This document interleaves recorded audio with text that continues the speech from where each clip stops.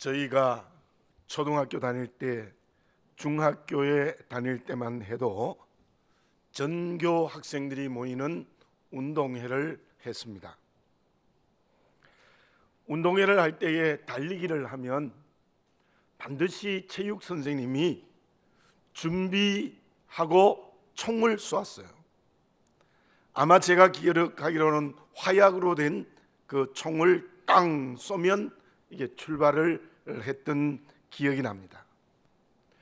그것은 올림픽의 달리기 경주나 스피드 스케이팅이나 쇼트트랙에서도 언제나 레디, 땅, 총을 쏘면 선수들이 지금도 출발을 해서 경쟁을 합니다. 그런데 지금 올림픽을 보니까 한 번의 실수는 용납하지만 두 번째는 누구든지 상관없이 출발을 잘못하면 그 경기에서 제외되어집니다. 그만큼 운동 경기에서 준비해서 출발하는 것이 얼마나 중요한 것을 알 수 있고, 특별히 단거리 경기에서는 출발이 제대로 되느냐에 따라서 승패가 결정나는 수도 있습니다. 운동 경기만 그렇겠습니까? 우리의 인생도 그렇습니다. 무슨 일을 할 때 어떤 준비를 하고 어떻게 출발하느냐에 따라서 성공과 실패가 결정될 수 있다는 것입니다. 지금 여호수아와 이스라엘 백성들이 어떤 상황에 놓여 있습니까? 광야의 40년의 생활을 끝내고 여호수아의 인도함을 받아 요단강을 하나님의 은혜로 육지처럼 건넜습니다.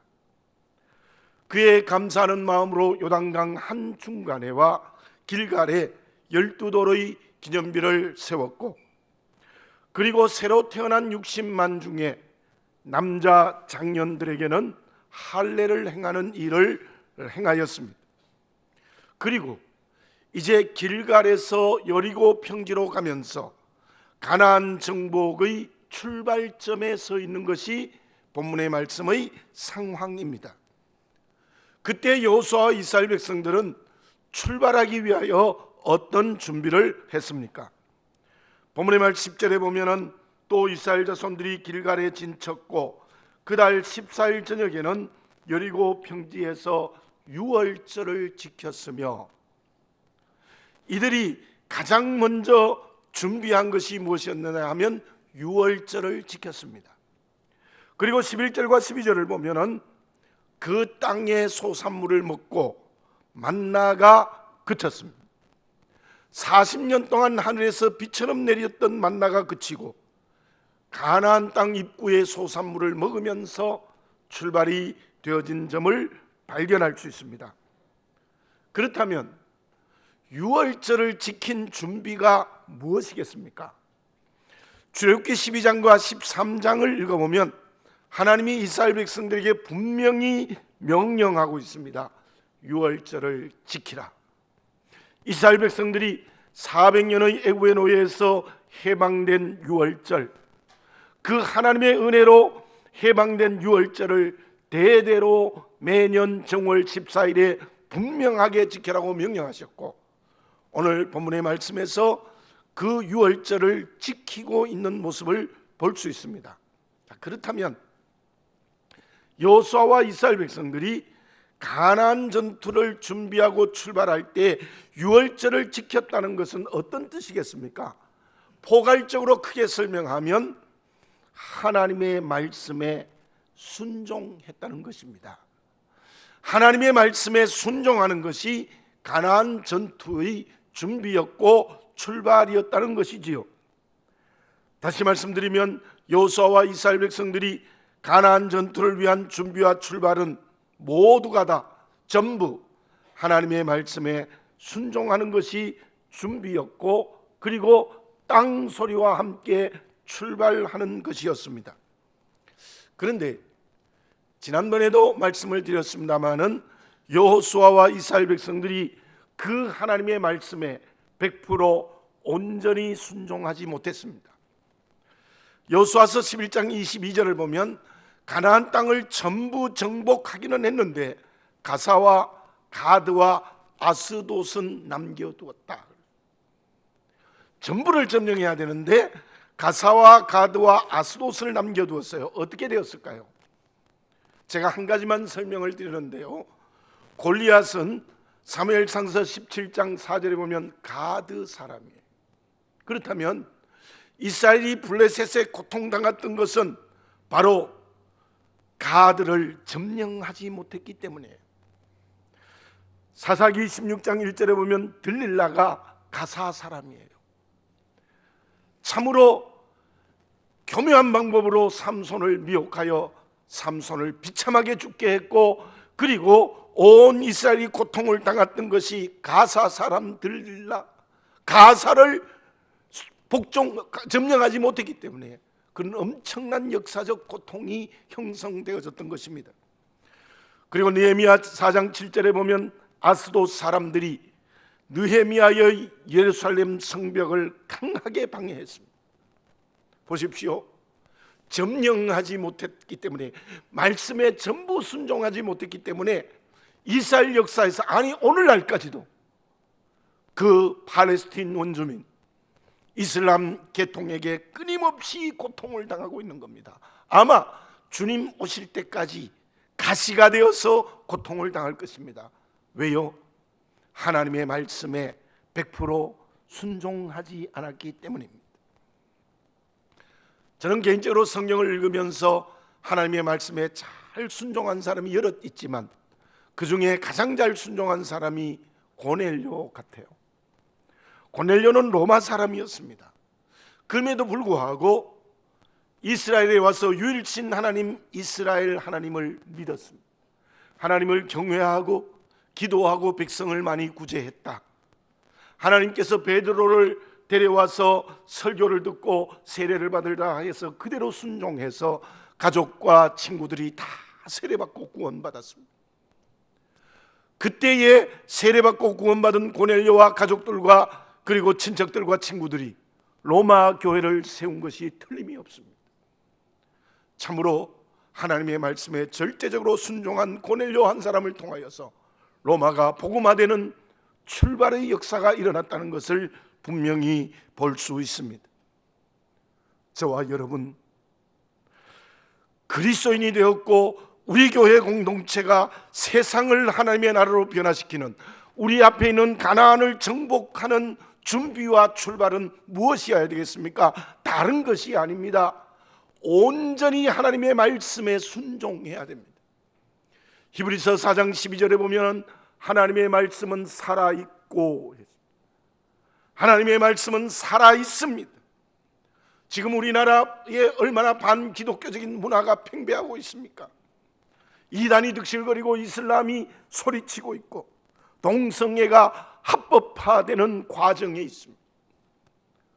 거기다가 어쩌면 저출산도 우리가 하나님 앞에 서야 될 자녀들의 모습은 아닌 것입니다. 이런 위기의 때에 우리는 어떤 신앙을 가지고 준비하고 출발을 해야 되겠습니까?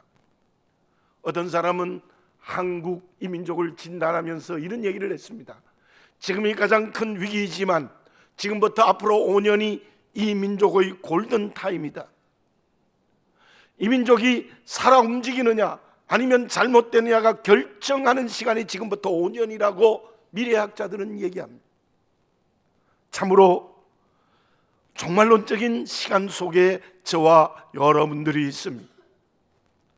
무엇으로 이 세상을 하나님의 나라로 변화시키는 가나안 정복이 이루어지겠습니까? 100% 온전히 하나님의 말씀에 순종하는 한 사람, 하나님의 말씀에 순종하는 우리 교회 한국교회가 될 때에 다시 한번 한국교회가 붕의 역사가 일어나고 이 나라가 세계 제사장이 되는 역사가 일어나게 될 줄로 믿습니다. 다시 한번 말씀드립니다. 하나님의 말씀은 살아있습니다. 능력으로 역사하십니다.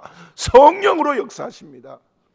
그 말씀으로 준비하고 출발하는 저와 여러분들이 되어져야 될 줄로 믿습니다. 자, 그러면 하나님의 말씀에 전부 순종하는 것이 구체적으로 무엇이겠습니까? 플레밍이 페니실린을 발견했습니다.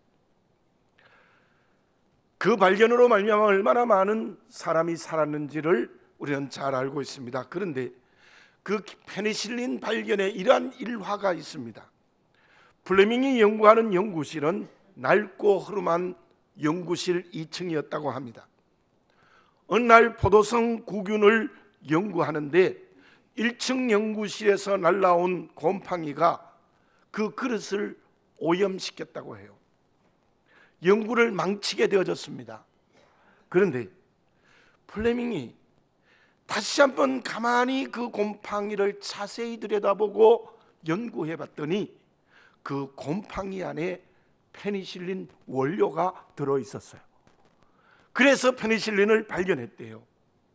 한 번은 친구가 연구실에 찾아와서 이런 말을 합니다. 여보게, 자네는 낡고 허름한 연구실에서 페니실린을 발견했는데 좋은 연구실에 있었다면 엄청난 발견을 했을 것일세.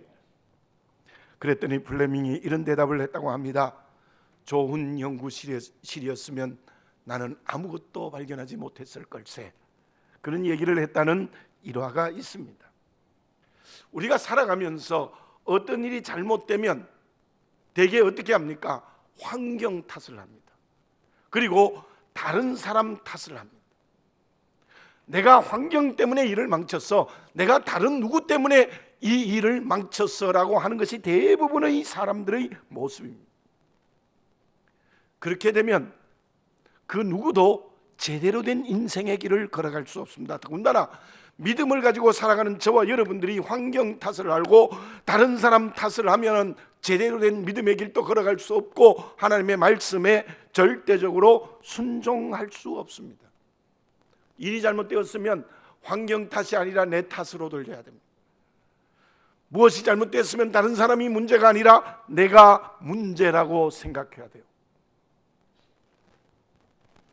저는 어떤 드라마에서 이런 대사를 듣고 감동을 받았어요. 야구방망이를 들고 분노하여 병원 전부를 깨부수겠다고 이리저리 뛰고 있는 후배 의사에게 선배 의사가 이런 말을 했습니다. 진짜 복수하고 싶거든 그보다 나은 인간이 되어라. 분노 말고 실력으로 되갚아줘. 내가 바뀌지 않으면 아무것도 바뀌지 않아. 여러분, 환경 탓이 아닙니다. 다른 사람 탓이 아닙니다. 과거에 내가 어떤 상처를 입은 것이 문제가 아닙니다. 바로 내가 바뀌고 내가 변화되고 내가 새로워져야 된다는 말입니다. 본문에 어떤 일이 생겼습니까? 13절과 14절 상반절을 제가 읽어보겠습니다. 여호수아가 여리고에 가까이 이르렀을 때에 눈을 들어본즉 한 사람이 칼을 빼어 손에 들고 마주서 있는지라. 여호수아가 나아가서 그에게 묻되 너는 우리를 위하느냐 우리의 적들을 위하느냐 하니 그가 이르되 아니라 나는 여호와의 군대 대장으로 지금 왔느니라 하는지라.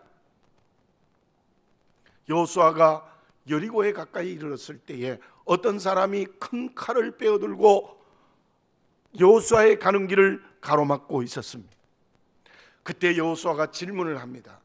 너는 우리를 위하느냐 우리의 적들을 위하느냐. 그때 그 여호와의 군대 장관의 대답이 무엇이냐면 아니야, 아니라는 대답을 먼저 했습니다. 나는 여호와의 군대 장관으로 지금 너에게 왔느니라.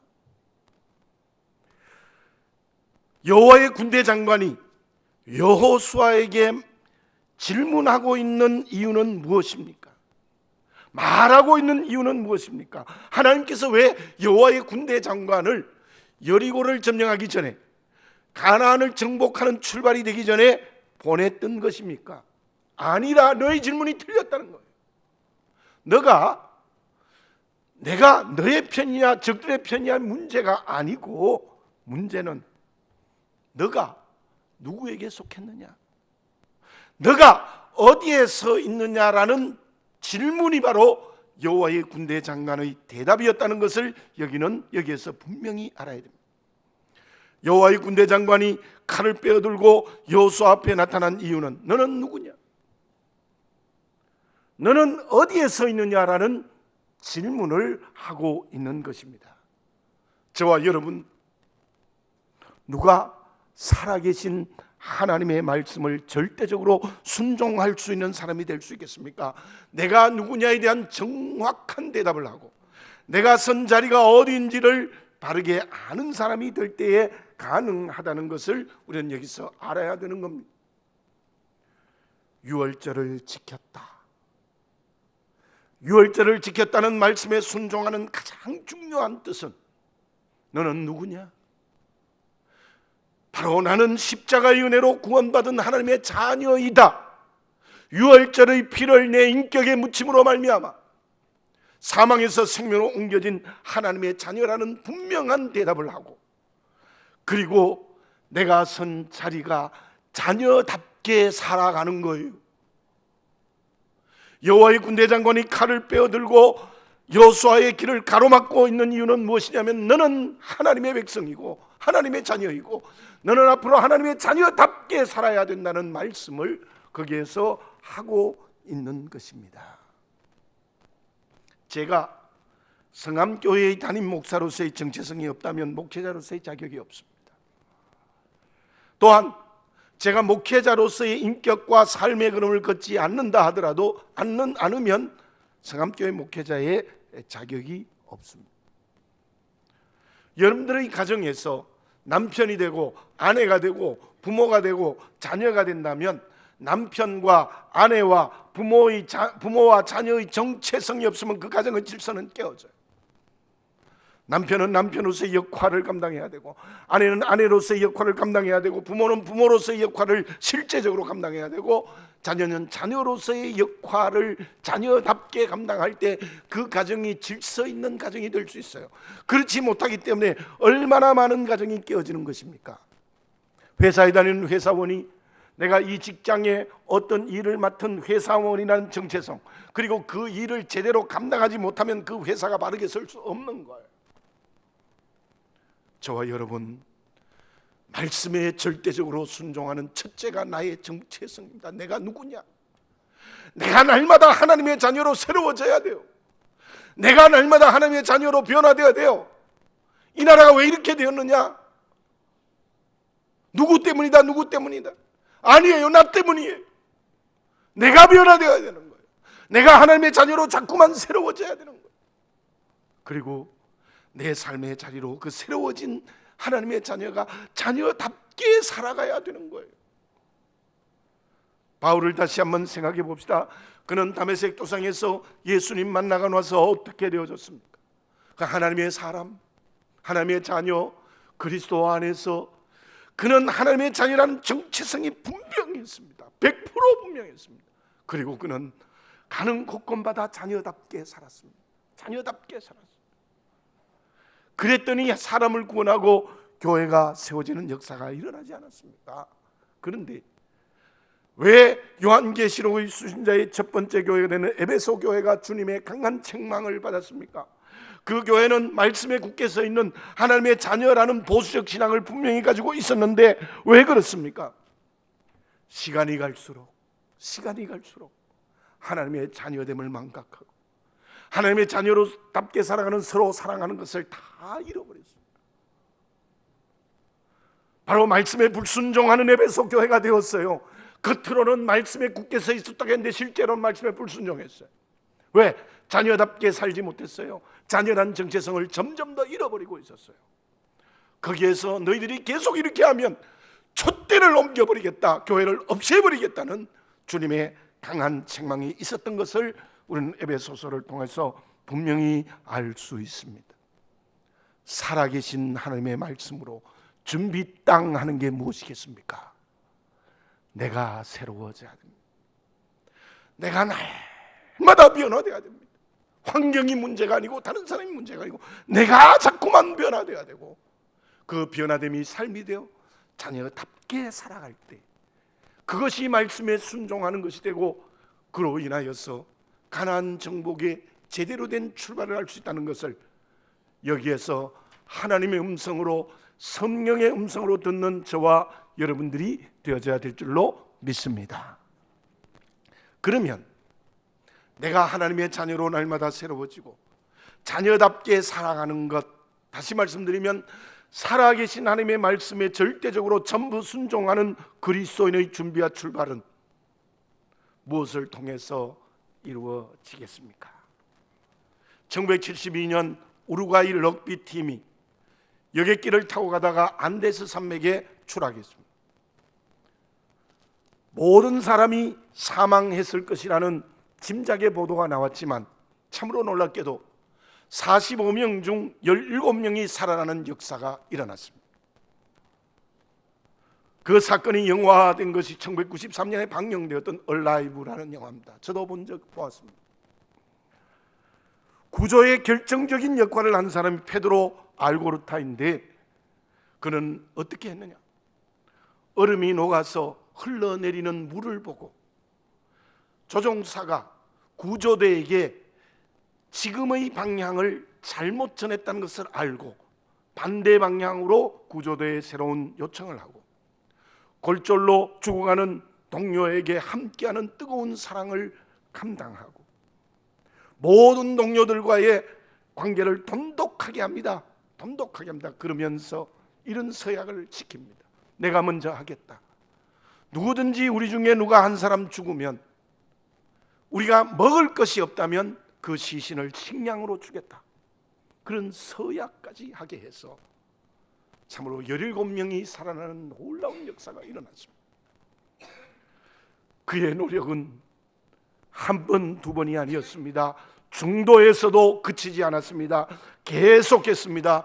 중간에 낙심하거나 절망하지 않았습니다. 구조받을 때까지 끝까지 동료들을 도와주고 함께하면서 삶의 희망의 끈을 놓지 않았던 것이 17명이 살아나는 역사가 일어났다는 것입니다.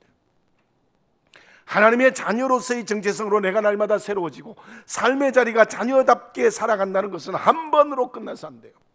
대개 어떤 사람은 기도하고 한 번으로 끝나는 사람이 있어요. 2번도 아니에요. 10번도 아니에요.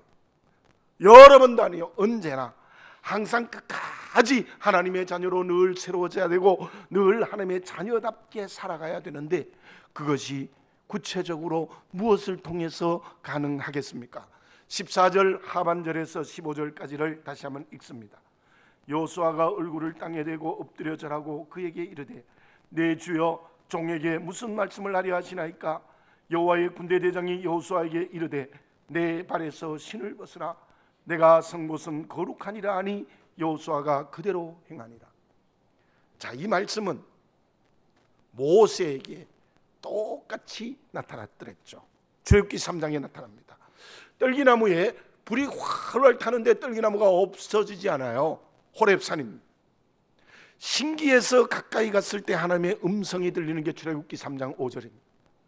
내가 선 곳은 거룩한 땅이니 내 발에서 신을 벗어라. 그 말씀과 똑같은 말씀이 가나안 땅의 정복의 준비와 출발을 하는 여호수아에게 본문의 말씀에서 여호와의 군대 장관을 통하여 말씀하고 있는 것을 볼 수 있습니다. 첫 번째로 신을 벗어라. 신을 벗어야 하나님의 자녀로 새로워지고 신을 벗어야 하나님의 자녀답게 살아가는 거예요. 신을 벗으라는 뜻이 무엇일까요? 룻기 4장 7절과 8절에 보면은 보아스가 신을 벗어서 이웃에게 줌으로 스스로의 권리를 전부 포기하고 룻을 아내로 삼는 결정을 합니다. 자, 여기에서 신을 벗는다는 이스라엘의 문화는 내 권리를 전부 포기한다는 거예요. 신을 벗은 것은 그때 문화로 어떤 사람이 신을 신지 않는가 하면 종이 신을 신지 않아요. 여러분, 여기에서 내 발에서 신을 벗으라는 것은 하나님 앞에서 너의 모든 권리를 포기하라는 겁니다. 그리고 여호수아가 얼굴을 땅에 대고 자기를 종이라고 표현한 것처럼 너는 하나님 앞에 종이 되라는 명령이에요. 여호와 하나님 앞에 내 경험, 내 능력, 내 판단, 내가 가지고 있는 지식, 내가 가지고 있는 모든 것을 포기하고 신을 벗고 하나님 앞에 종이 되라. 다시 말씀드리면 하나님만이 내 인생의 주인입니다. 하나님만이 우리 교회의 주인입니다. 가정의 주인입니다. 이민족의 주인입니다. 그렇게 내 권리를 포기하는 하나님의 종이 될 때에 하나님의 자녀로 세워질 수 있고, 그리고 하나님의 자녀답게 살아갈 수 있다는 것을 여기서 다시 한번 기억하셔야 됩니다. 제가 수없이 말씀을 드리지만 다시 한번 말씀드립니다. 내게는 시간도 있습니다. 건강도 있습니다. 지위도 있습니다. 물질도 있습니다. 자녀도 있습니다. 그 모든 것이 내가 주인이 아니고 하나님이 주인입니다. 한 번, 두 번이 아닙니다. 세 번, 10번이 아닙니다. 여러 번이 아닙니다. 언제나 항상 천국 갈 때까지 이 모든 것의 주인은 하나님이십니다. 나는 하나님의 종입니다. 여러분, 이 고백이 인격과 삶이 될 때에 그때의 말씀에 온전히 순종하는 사람이고, 그 사람이 하나님의 자녀이고, 그 사람이 하나님의 자녀답게 살아갈 수 있다는 것을 이 말씀을 통하여 볼 수 있는 우리 영의 눈이 열려지시기를 바라겠습니다. 그 두 번째는 내가 선 곳은 거룩하니라. 내가 선 곳은 거룩하니라. 제가 앞에서 하나님의 자녀가 되면 하나님 자녀답게 살아야 된다고 했는데, 그런 그 말씀과도 연관이 됩니다. 우리가 하나님이 온전히 주인이 되고 내가 종이 되면 내가 선 자리가 하나님의 나라가 돼요. 그런데 더 중요한 뜻이 있습니다. 내가 선 곳이 거룩한 곳이 된다, 구별된 곳이 된다는 의미는 내가 너와 함께 하겠다는 거예요. 내가 선 곳은 거룩하다는 것은 언제나 그때에 내가 너와 함께하는 그 자리가 하나님이 함께 하시는 구별된 자리가 된다는 거예요. 종이 되고 하나님이 함께 한다는 것은 서로 원인과 결과가 돼요. 우리가 하나님 앞에 종이 될 때 하나님이 함께 하세요. 하나님이 함께 하신 사람은 반드시 하나님의 종으로의 겸손이 있는 사람이에요. 자, 종에 대해서 한 가지 더 설명드리겠습니다. 종은 내 소유가 아무것도 없습니다. 건강도 내 것이 아닙니다. 가족도 내 것이 아닙니다. 물질도 내 것이 아닙니다. 심지어 생명도 내 것이 아닙니다. 내 목숨, 생명도 하나님의 것이 종이에요. 여러분, 그런 변화가 우리 교회에서 일어나야 될 줄로 믿습니다. 나에게서 그렇게 성령으로 일어나야 될 줄로 믿습니다. 그때 하나님이 함께 하셔서 가나안 정복을 할 수 있다고 말씀하고 계시는 거예요. 성경에 나오는 많은 인물들 가운데 제가 개인적으로 제일 좋아하는 사람은 누가예요. 그런 직업이 의사였습니다만 그 누가는요, 누가복음과 사도행전 양으로 말하면 신약 성경의 3분의 1을 기록하면서 한 번도 자기 이름을 드러낸 적이 없어요. 정말 누가는 예수 그리스도의 종이었어요. 그리고 언제나 누가는 주님과 함께 했다. 왜요? 그는 성령이 충만했어요. 성령이 정말 충만한 사람. 누가복음도 성령이 충만해요. 사도행전은 말할 것도 없어요. 성령의 행전이에요.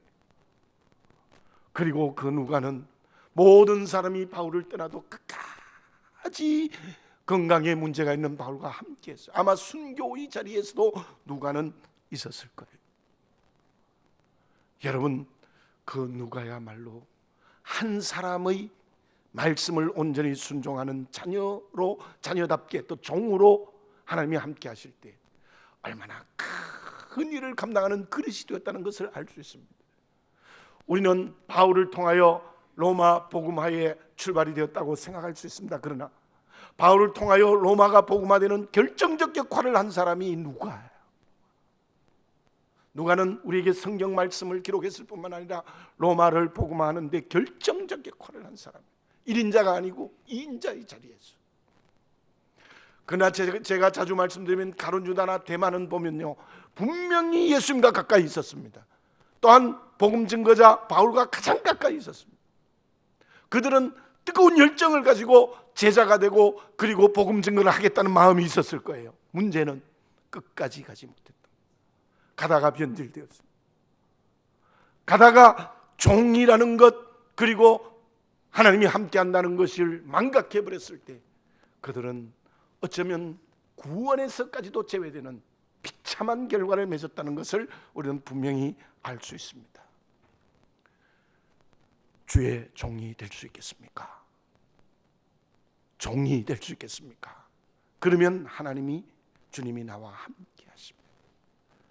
그것이 자녀로 새로워지는 길이고, 그것이 자녀답게 사는 길이고, 그것이 살아있는 하나님의 말씀에 순종하는 것입니다. 그러한 인격과 삶이 될 때에 그러한 나를 통하여 우리 앞에 있는 가나안 땅을 점령케 하는 놀라운 성령의 역사가 일어나게 될 줄로 믿습니다. 이 경험을 한 여호수아와 이스라엘 백성들을 통하여 어떤 결과가 주어졌습니까? 바로 다음 장인 6장에 이스라엘 백성들은 말씀에만 순종하니까 첫 번째 성인 난공불락의 여리고성을 점령하게 됩니다. 하루에 한 바퀴씩 돌아라 열심히 6일 동안 돌고, 일곱째 날에 7바퀴 돌아라 말씀대로 돌았더니 여리고성이 와르르 무너졌습니다. 여러분들, 이것은 옛날 여리고성의 사건이 아니라 오늘 우리에게 이루어질 줄 믿습니다. 정말 우리가 살아있는 말씀을 붙들고 그 말씀이 인격과 삶이 되면 우리 앞에 있는 여리고성이 무너진다고요. 여리고성만이겠습니까? 물론 가사와 아스돗과 가드를 점령하지 못했지만 34전 33성, 그 아이성도 결국 승리하는 가나안을 전부 점령하는 역사가 일어났습니다. 이 역사, 살아있는 말씀을 붙들고 신을 벗습니다. 우리에게, 우리 교회에게, 이 민족에게 일어나게 될 줄로 믿습니다. 아인슈타인에게 총리직을 제안받은 적이 있어요. 저도 이 글을 읽고 참 놀랐는데, 아인슈타인에게 총리직을 제안받았을 때 그는 전혀 관심을 보이지 않았대요. 그리고 이런 말을 했대요. 저보다 총리를 잘 할 수 있는 사람은 많지만 저보다 물리를 잘 가르칠 수 있는 사람은 많지 않습니다. 그렇게 거절했대요. 아인슈타인에게 많은 일화가 있습니다만은 자기를 아는 사람이죠. 여러분, 내가 선 곳은 거룩하니 내 발에서 신을 벗어라. 여러분들, 참으로 나는 하나님의 종입니다라는 것을 바르게 알아서 인격과 삶이 되고, 그래서 하나님이 함께하는 사람이 되는 자리, 그 정체성, 거기에서 가나안 땅을 주시는 은총이 임재되어질 줄로 믿습니다. 오늘 이 예배를 드리면서 저와 여러분들 다시 한번 생각해 봅시다. 신을 벗고 있습니까? 아니면 무거운 신발을 신고 있습니까? 기도드리겠습니다. 사랑하는 아버지 하나님, 다시 한번 나를 정직하게 보게 해 주시옵소서. 살아있는 하나님의 말씀에 순종하는 인격과 삶이 되어 있는지, 하나님의 자녀라는 정체성을 가지고 내가 날마다 새로워지며 자녀답게 살아가고 있습니까?